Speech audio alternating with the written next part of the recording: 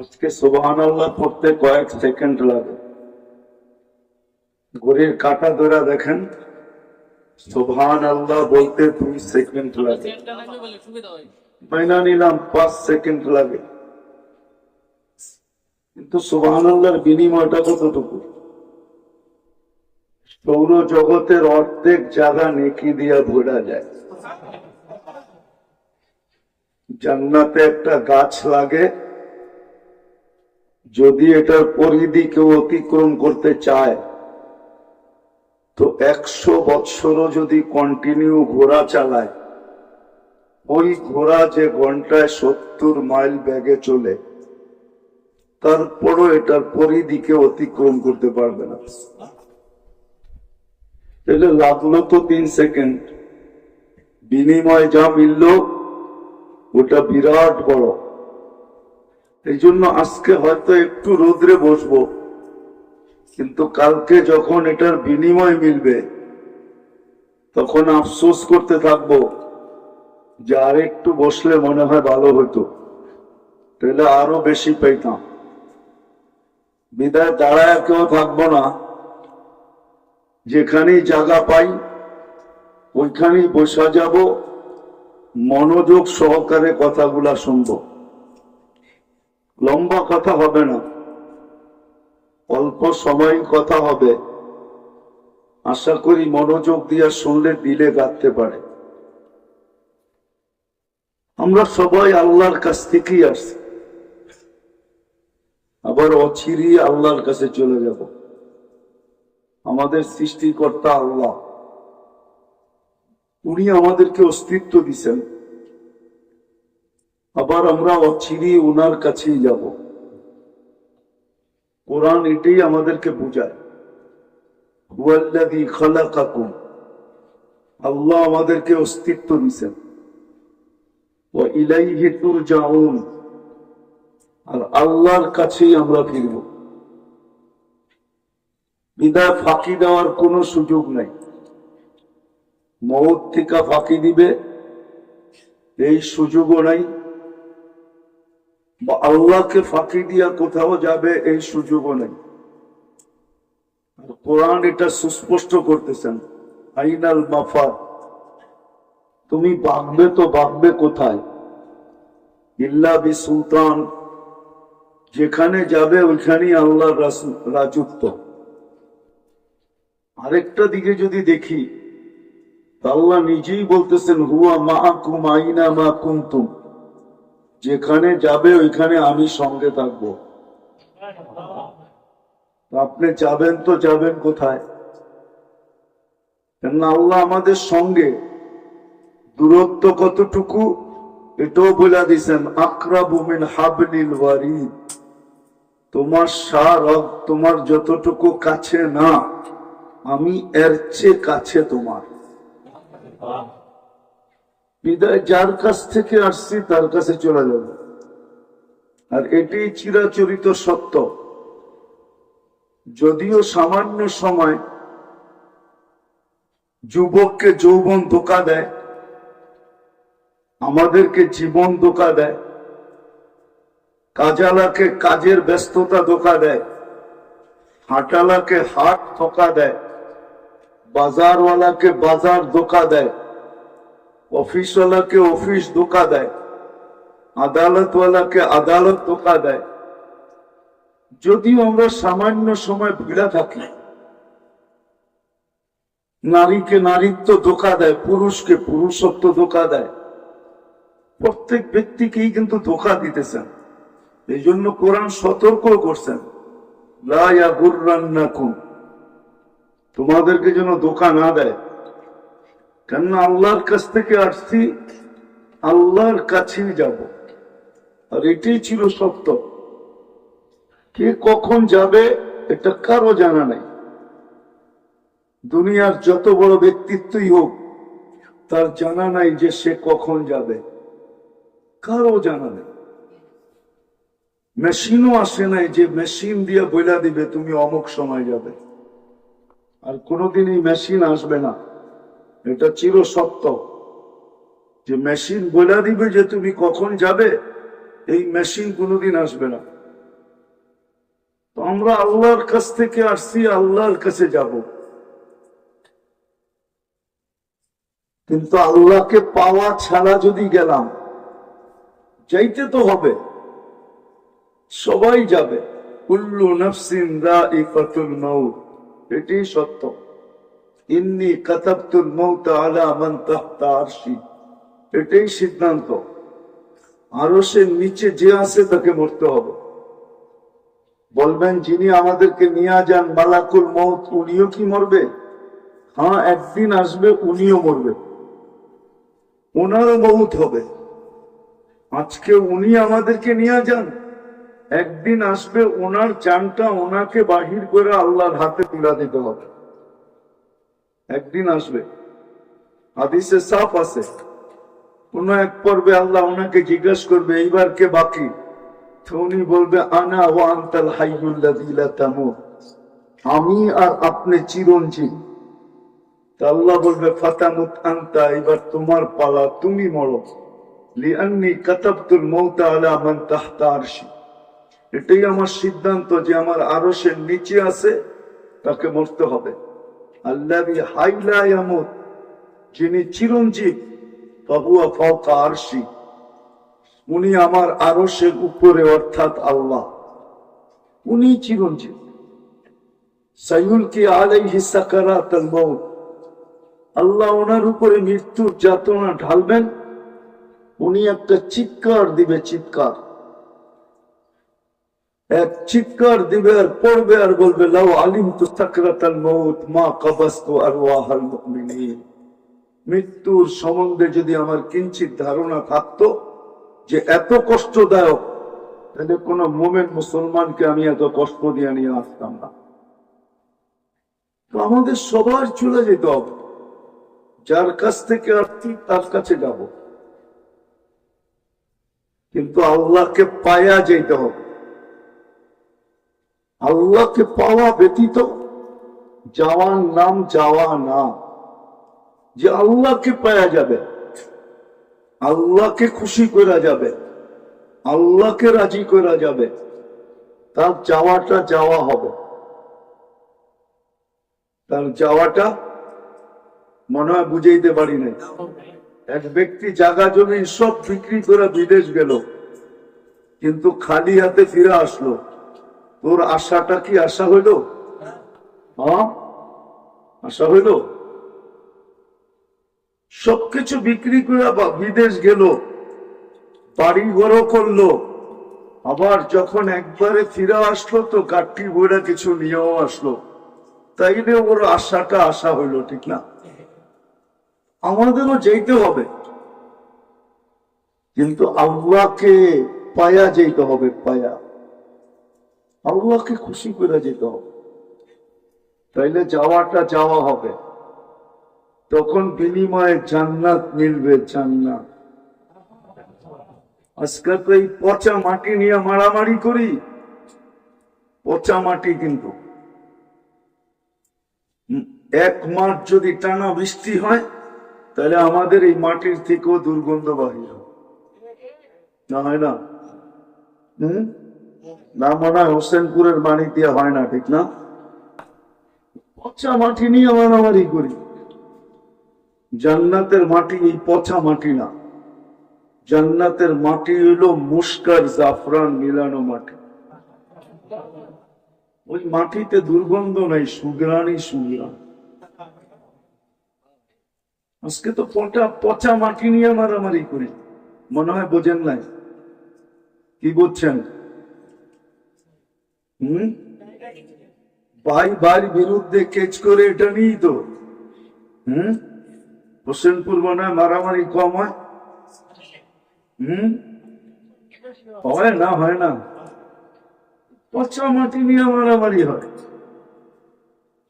আজ পর্যন্ত তো জান্নাতের মাটি নিয়ে মারামারি হলো না। বলে জান্নাতের মাটি নিয়ে কি মারামারি করা যায়? হুজুররা বসা আছে, আমি দেখাইতেছি, করা যায়। আল্লাহ রসুল বলছেন, প্রথম কাতারে দাঁড়াইলে কি মিলবে এটা যদি আমার উম্মত জানতো, তাহলে প্রথম কাতারে দাঁড়ানোর জন্য মারামারি করত। প্রথম কাতারে দাঁড়াইলে কি মিলতো? এশার নামাজে কি মিলে এটা যদি আমার উম্মত জানতো তাহলে হামাগুড়ি দিয়া মসজিদে আসতো। ফজরের নামাজে কি মিলে এটা যদি জানতো তাহলে যাদের শেষ রাত্রে ঘুম ভাঙ্গে না ওরা বিছনা নিয়ে মসজিদেই ঘুমাইতো, যে কমসে কম মুসল্লি আয়া তো উঠাবে আমাকে। হাসার বিষয় না। ফজরের নামাজ জান্নাতের টিকিট। এশারের নামাজ হলো ইমানের সাথে মউতের আলামত। এশারের নামাজ হলো এটা যে যখন এশারের নামাজের পরে ফজরের আগে মারা যাবে, যেমন আমরা বলি লোকটা তো মাত্র আমার সাথে দোকানে কথা বইলা গেল, এখনই মউতের খবর আসলো, ভালো তো ছিল। বলেন না বলেন না? হ্যাঁ, আপনার সাথে কেউ দেখা করে গেল, একটু পরে যদি মউতের খবর আসে তো আপনি কি বলবেন? কি বলবেন? আরে একটু আগেই তো আমার সাথে কথা বইলা গেল, মরে গেল। এশারের পরে বলে আল্লাহ বলে একটু আগেই তো এশারে আমার সাথে কথা বললো, চলে আসলো। আল্লাহ বলে আল্লাহ। তো যেটা আমি বুঝাইতে চাইতেছি, অল্প সময়ের ভিতরে বয়ান তো আমার পরে যারা আছে তারা শোনাবে, আমার পরে যারা আসবে তারা শোনাবে। আমি অল্প সময় আপনাদেরকে শোনাইতে চাইতেছি। আল্লাহ করুক আজকে দিলে গাথক, আপনাদের আশাও শুভ হোক, আমাদের আশাও শুভ হোক। আমরা আল্লাহর কাছ থেকে আসছি, আল্লাহর কাছে চলে যাব। বাঁচার দেখাইছি আমি রাস্তা, বাঁচার কোনো রাস্তা নাই।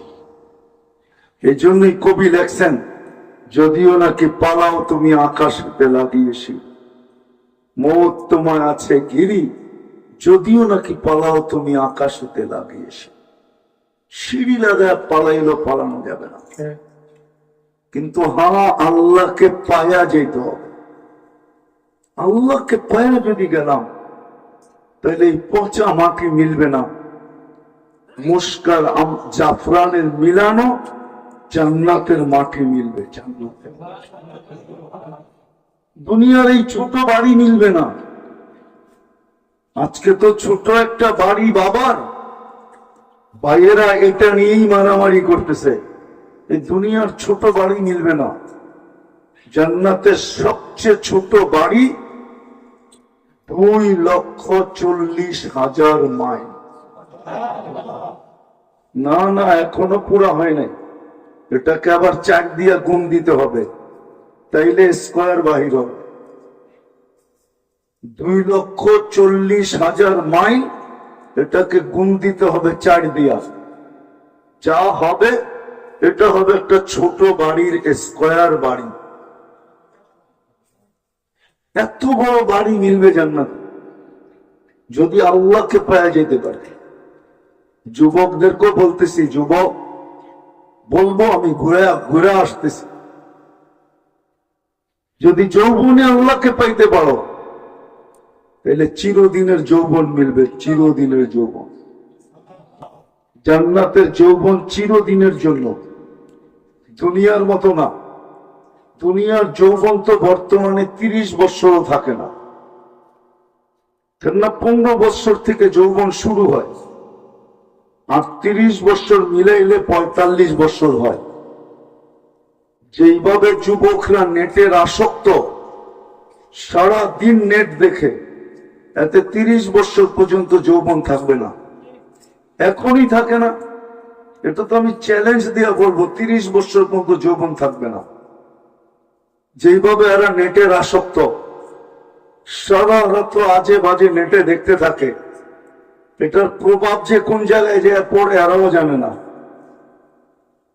হয়তো লাউড স্পিকার যদি খোলা না থাকতো তাহলে এদেরকে আঙ্গুল দিয়ে দেখায় দেওয়া যেত যে এটার প্রভাব কোথায় পড়ে। আর মাদকের যেইভাবে ছড়াছড়ি, মাদক খাওয়া তো দূরের কথা, ওইটা ছুঁইলেও যৌবন চলে যায়, ছুঁইলে খালি ছোঁয়া দিলে যৌবন চলে যাবে। বলো, যারা মাদকে আসক্ত ওদের যৌবন আছে কিনা? যারা জীবনে 2, 4, 5 বার ডাইল খাইছে ওদের যৌবন শেষ। ডাইল আপনারা চিনবেন না, যারা চিনার ওরা চিনা ফেলছে, ঠিক না? কি চিনে না ডাইল? চিনে? জিজ্ঞেস করেন যুবকদেরকে, জিজ্ঞেস করেন ডাইল চিনে? এটা আবার মসুরির ডাইল না, এটা ওরা চিনছে ডাইল কি কাকে বলে। যারা বাবার মুরিদ, বাবা বলতে দুনিয়ার ওই যে বাবা কয় না, অমুক বাবা তমুক বাবা না, এটা বাবা ওরা চিনে। এটা যে 1-2 বার নিচর যৌবন শেষ। যেটা বুঝাইতেছিলাম, জান্নাতে যৌবন চিরদিনের হবে, চিরদিনের। যদি যুবক যৌবন অবস্থায় আল্লাহকে পায়, আল্লাহকে রাজি করতে পারে, জান্নাতের যৌবন চিরদিনের জন্য। আনতা শিব্বু ফালা তাহরামু আবাদা, চিরদিন যুবক, কোন দিন বৃদ্ধ হবে না। ছোট জীবনটা দিয়ে যদি আমরা আল্লাহকে পাইলাম তো চিরদিনের জীবন মিলবে। আবাদা, চিরদিনের জীবন মিলবে, কোনদিন মৌত আসবে না। আপনি বলবেন দোজগীদের কি মৌত হবে নাকি? দোজগীদের জীবনটাকে জীবন বলে নাই, ওটা জীবন না, ওটার নাম কি? জীবন না। ওটারে জীবনের থেকে বাদ দেন। দোজগের জীবন জীবন না, জীবন তো হলো জান্নাতের জীবন, হলো জীবন। জান্নাতের জীবন কি হুজুররা কি বলে? দোজগের জীবন জীবন? জীবন না, জান্নাতের জীবন হলো জীবন। আজকে যদি সুস্থতা দিয়ে আল্লাহকে নিতে পারে, অর্জন করতে পারে, আল্লাহকে পাইতে পারে, তাহলে চিরদিনের সুস্থতা মিলবে। আবাদা, চিরদিন সুস্থ থাকবে, অসুস্থ কোনোদিন হবে না। আর জাহান্নাম তো পুরাটাই অসুস্থ, ওইখানে সুস্থতার কোনো ছোঁয়া নাই। আজকে যদি আল্লাহকে পাইতে পারে তাহলে চিরদিনের জন্য নেয়ামত মিলবে। আজকে মিলুক আর না মিলুক, চিরদিনের জন্য মিলবে। চিরদিন নেয়ামত মিলতে থাকবে, কোনোদিন কমবে না, যারা বরাবর কমবে না। তো বিজয় বুঝাইতেছিলাম, আমরা আল্লাহর কাছ থেকে আসছি, আল্লাহর কাছে চলে যাব। কিন্তু একটা শর্ত, আল্লাহকে পায়া যেতে হবে, পায়া রাজি করে যেতে হবে। এই জন্য আল্লাহকে পাওয়ার জন্য দারিদ্রকে দারিদ্রতা দিচ্ছেন তো আল্লাহ পাওয়ার জন্য। এই জন্য দুনিয়ার আধিপত্য কিছু মানুষের হাতে। দুনিয়ার আধিপত্য বোঝেন তো? আরে আধিপত্য বোঝেন? দুনিয়ার আধিপত্য কিছু মানুষের হাতে। অঢেল সম্পত্তির মালিক যে, তার কাছে দুনিয়ার আধিপত্য। অঢেল টাকার মালিক যে, দুনিয়ার আধিপত্য তার কাছে। অঢেল শক্তির মালিক যে, দুনিয়ার আধিপত্য তার কাছে।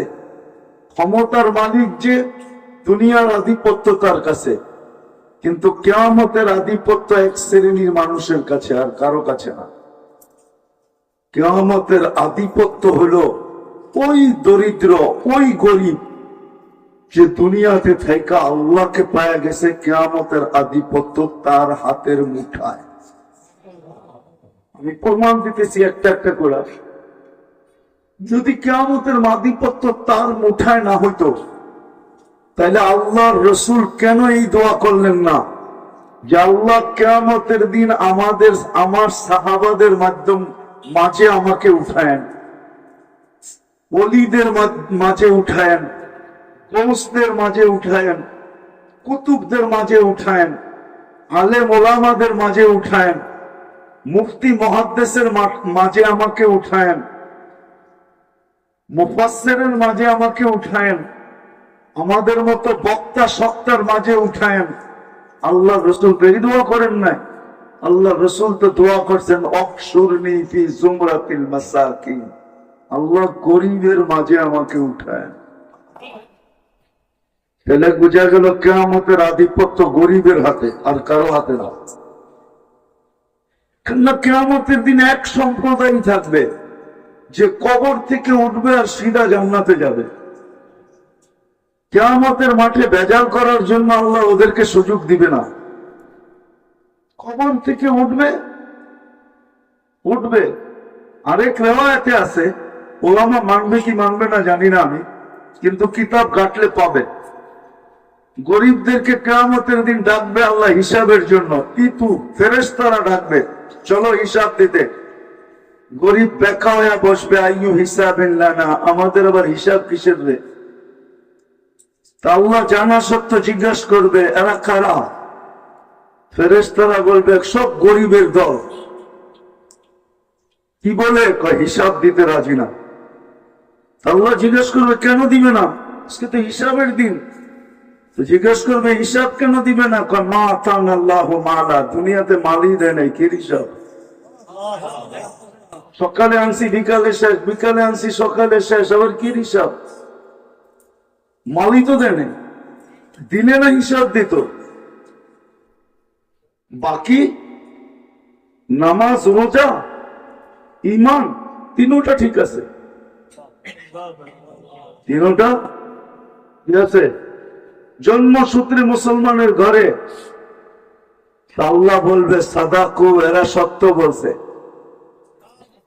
এরা যখন শুনবে তো স্লোগান শুরু করবে। সব ঐক্য জোটার দুনিয়ায় কি? দুনিয়ায় তো ঐক্য জোট হয় না, হইল আবার বিরুদ্ধ জোটও হয়, ঠিক না?